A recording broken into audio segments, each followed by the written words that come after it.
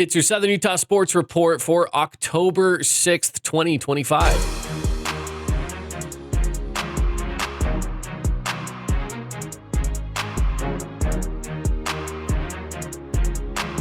Welcome back on in, everybody, to the Southern Utah Sports Report podcast. Appreciate you joining me here. I am Caden Formaster, host of the show, and we've got a lot of things to cover in today's show. So stick with us because there are so many things that we're going to be getting into, from everything from high school sports up to the pros. So let's dive on in. First thing I want to do before we really get moving here is I want to give a special shout out to everyone who either cheered on or participated in the St. George Marathon. Of course, that happens every first Saturday in October, and it's always a big event here in Southern Utah. So we can't talk about Southern Utah sports and not recognize this St. George Marathon, one of the premier marathons here in the state of Utah, and it's always a fun time. So from what I heard, great weather, good attendance, lots of people, about 8,000 people running the marathon again. So it's pretty awesome. I had a cousin run it. He ran it in like almost 3 hours flat, which is pretty awesome. For someone he's never ran a marathon before in his life, ran it in almost 3 hours. So shout out to my cousin Matt for running the marathon in like 3 hours. That's pretty awesome. I couldn't do that. I know that for sure that I can't do that. So yeah, it's definitely going to be something that that is going to be out of something that I can do. So we've got a lot to get to today here in the podcast. So let's get on into it. First up, we need to talk about Desert Hills girls tennis. They took second at state. Congrats to Desert Hills for getting second. And I know it's always tough when you fall short of that number one spot, but listen, second's still fantastic as well. There's a write-up on St. George News. If you go to stgeorgenews.com, you can read more about this second place win. I call it a win. You're still coming home with some hardware. So second place for Desert Hills girls tennis is pretty awesome. So let's get on into some of the action from Friday night. This is one of the fun things that we get into with our Friday night action is calling football games. One of my favorite things to do. The game that I was at was Pineview and Desert Hills. Pineview gets the win here, 23-16 over Desert Hills. It was honestly a good game. I wasn't expecting it to be as close as it was. I think Desert Hills really stepped it up here. They went with Barney at quarterback and just started with him the whole game. So they've kind of solidified that part of it. Isaac Andresen is just a phenomenal back, and he really took control of this game. And some of the series that they had were just heavy on the run, which is their game. But they did so well at it, and they really pushed Pineview to the brink there. But again, Pineview does get the win, 23-16 over Desert Hills in, again, a phenomenal game. And when it comes down to it for Pineview, these are games that it's must win. You got to continue to win these if you want to continue to stay with that home field advantage when it comes down to it in the playoffs. You want to make sure to get that bye week, which is always important, a bye week, and then you could be at home in the second round. So that's huge. That's huge, and that's what they were fighting for there. For Desert Hills, they're just fighting for good placement when it comes to that RPI. But they really fought. That fourth quarter from Desert Hills was really, really good, really strong. And again, they go into the fourth quarter down 20-3. But that fourth quarter, they were able to get a few on the board, and it was really good, honestly. Really, really good showing from Desert Hills. I think they needed something like this. I know it was a loss, but I think that, they came off this win from Dixie, a good, hard-fought game against the number 2 team in the region, and I think they're showing that they're improving from week to week, and I think that this was one of those games. The clock management was much better than we've seen from them in the past, so that was huge. And ultimately, Pineview still gets the win, though, and they come out on top. Not a lot of scoring from Pineview offensively. They did have the one Corbin Yoakum touchdown, but it was the defense that was really getting things done, including a pick six. When you really start to look at it, it was a Trayson Graham pick six that kind of lit a fire under Pineview and was the play of the game there. It was a massive play that really got the ball rolling for Pineview and helped the momentum stay high, and it took them up a few scores. So that was important there. So let's put a cap on Pineview and Desert Hills. Let's move on to another game, Snow Canyon and Hurricane. This was another great game. that we were broadcasting on the Fan Sports Network. Hurricane gets the win here, 38-24. This was one of those games that was really important for both of these teams to try to win. And for Hurricane specifically to get the win here is massive. Snow Canyon was sitting as one of the top teams in the region, and now they've knocked them down a peg to where they're a 2-2 team. And we'll get into all the rankings coming up in a little bit, but that was a big win for Hurricane. You know, after they had lost to Pineview, they had lost to Crimson Cliffs, all fantastic games. Hurricane getting a win here puts them in an interesting position. We're going to be talking about what that means coming up next. They will have Desert Hills coming up in a few weeks. I do want to point out that there's no football this Friday. With it being fall break, we are having a week off. So this Friday is going to be a little bit of a lighter schedule for us, just considering that we don't have local sports going on outside of some Utah Tech football, which we'll talk about in a little bit. But there is not high school sports this weekend. However, with this win over Snow Canyon, it was just a phenomenal game. Snow Canyon scored 24 points in the second quarter, excuse me. So they went up 24-14 at half. What a quarter that was. You had guys like, Parker Olson throwing for 270 yards. In high school, anyone throwing over 200 yards is a fantastic game, in my opinion. Not to mention you had Thompson with 114 of those yards with 2 touchdowns. So he was on fire. But ultimately, they still would come up short because that would be all they would score. 24 points in the second quarter. That was it. You look at what Hurricane was able to do, and they are a running team. Hurricane loves to run the football. And don't get me wrong, they did. 285 yards rushing. 102 from Brody Jacobs, 105 from Austin McRoberts. So those guys were definitely getting it done on the ground. However, Dylan Gabriel throwing for 2 touchdowns as well as the 2 Austin McRoberts rushing TDs and the Brody Jacobs TD.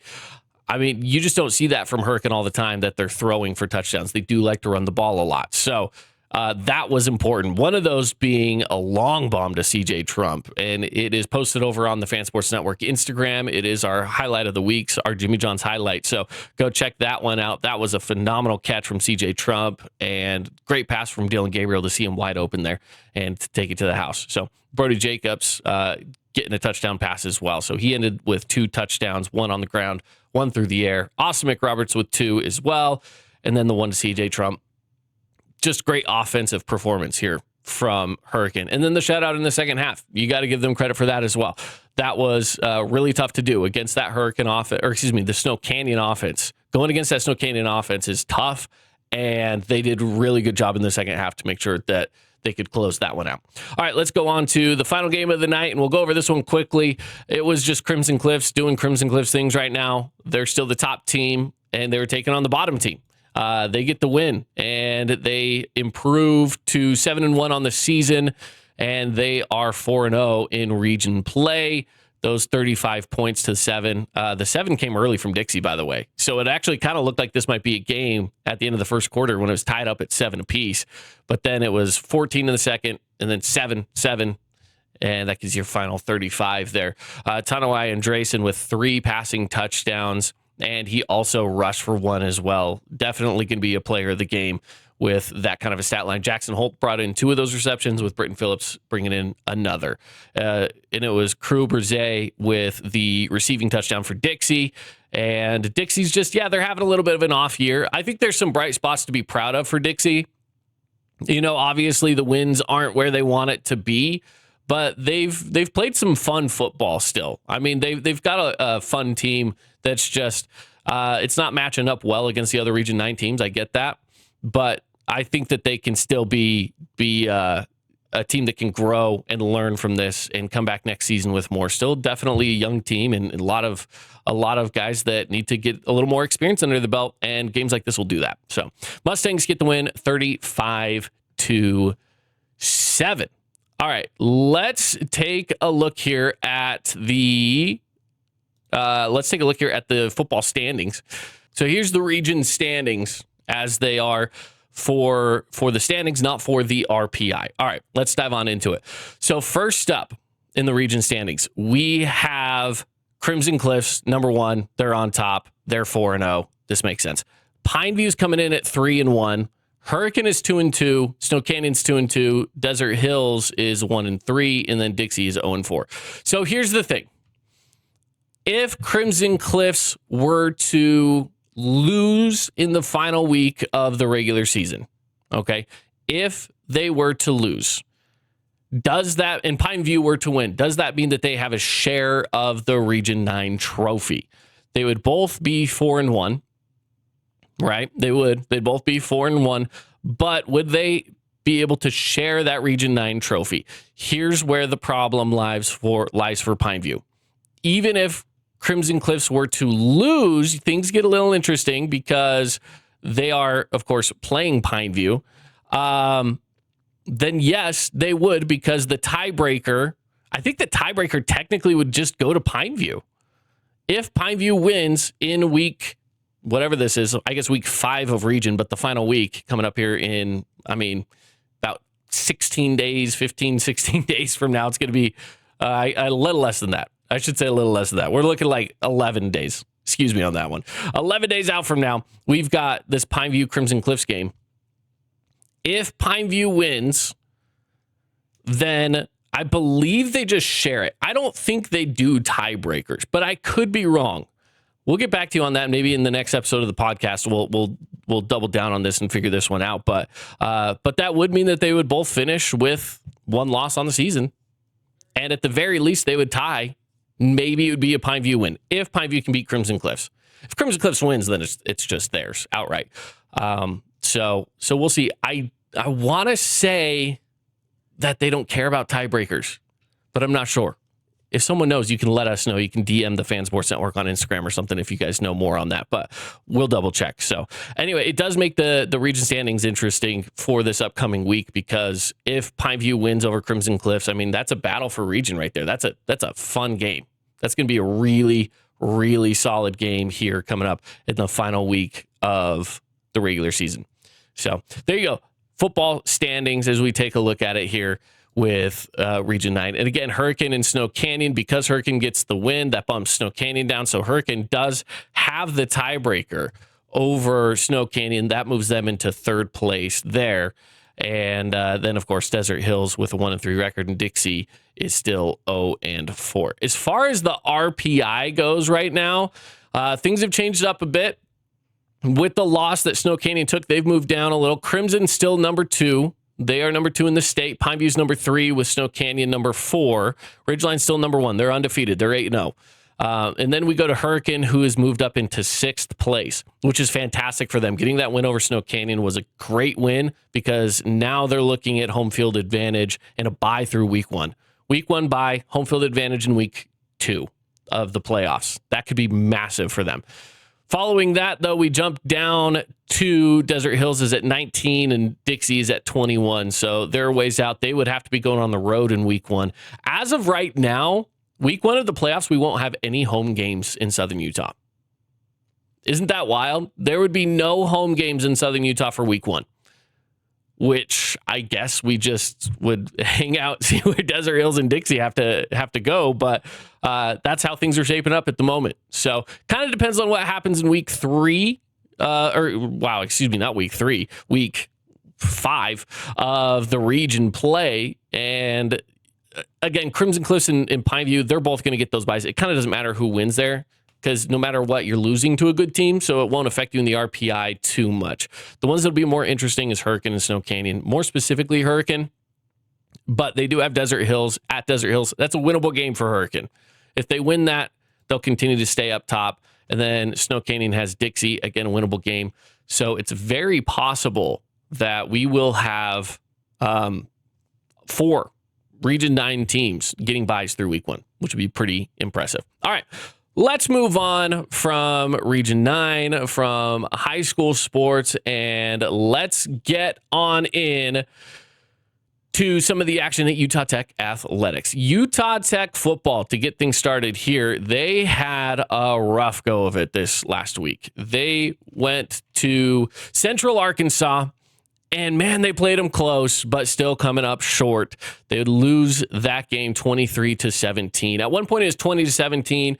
Through most of the fourth quarter, good chunk of the fourth quarter, it was 20-17, but the offense just couldn't get get it rolling. They couldn't get first downs. They would get to third down and just could not get the ball forward.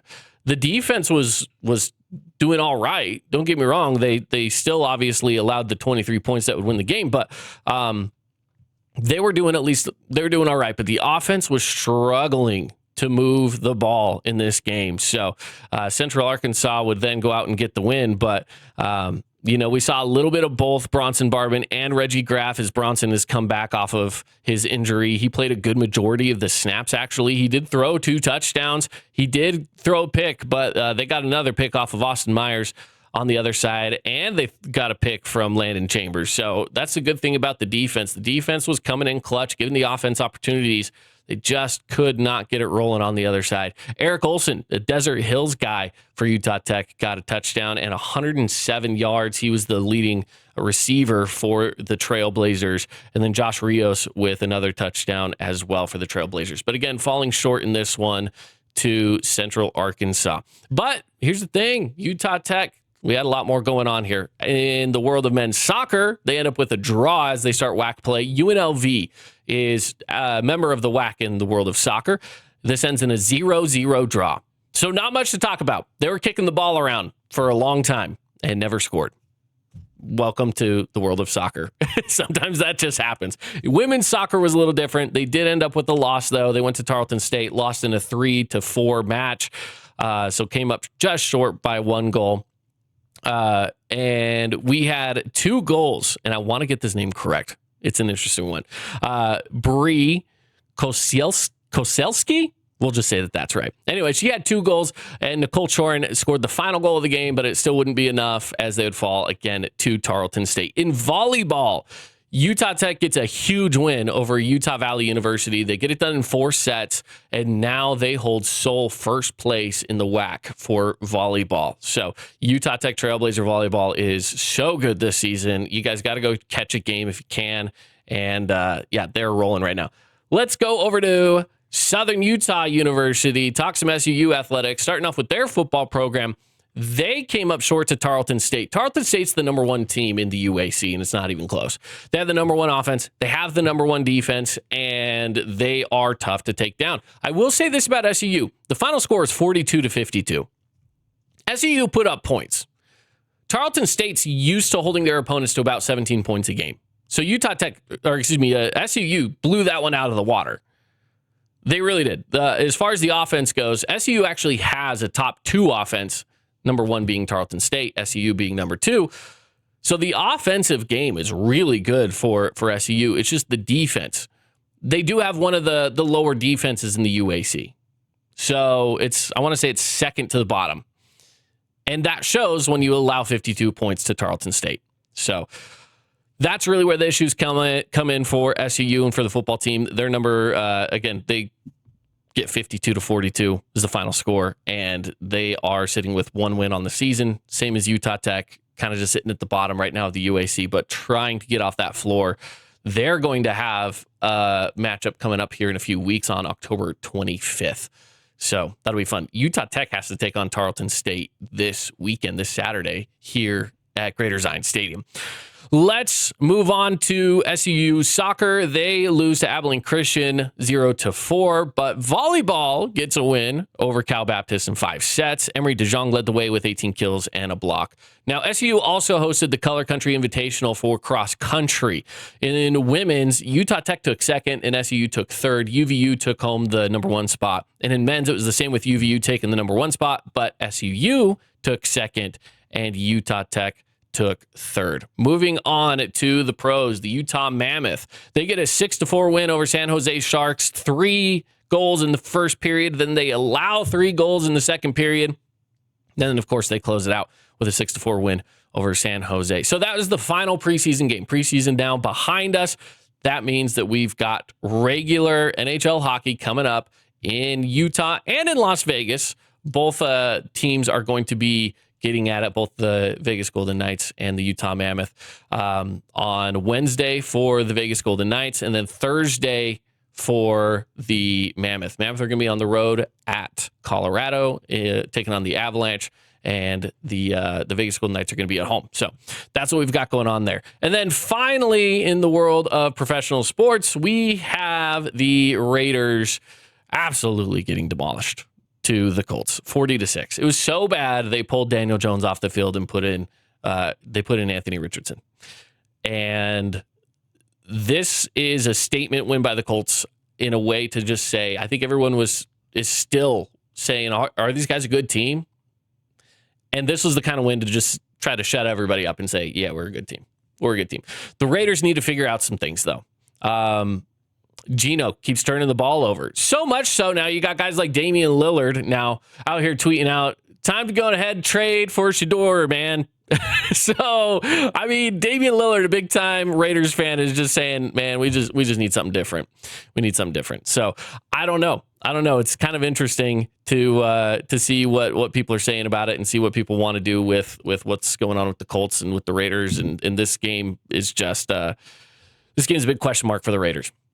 What are they going to do moving forward? And I think that answer is you got to change something. You got to change something. You can't just keep doing the same thing over and over again and expect different results. They say that's the definition of crazy. So maybe the Raiders are just crazy, but they need to change something up. So big loss there. Unfortunate. And what do? You move on, right? For the Raiders, they just continue to move on. Coming up next, they have the Titans. The Titans got their first win of the season this Sunday as well against the Cardinals. So in Las Vegas, October 12th, it's a winnable game for the Raiders. They have to get it done because then they're going on the road to the Chiefs the next week. So you have to get another win right now for the Raiders. So interesting time to be a Raiders fan for sure. All right, that's going to wrap it up for us. Thank you for joining me here on the Southern Utah Sports Report. And we're going to bring you more every single day on the Southern Utah Sports Report. And you can follow along on thefansportsnetwork.com. Subscribe to the podcast. Follow us over on YouTube as well. So many different places to catch the podcast and learn more about Southern Utah sports. Stay connected. We've got more coming up for you tomorrow. Until then, we'll see you.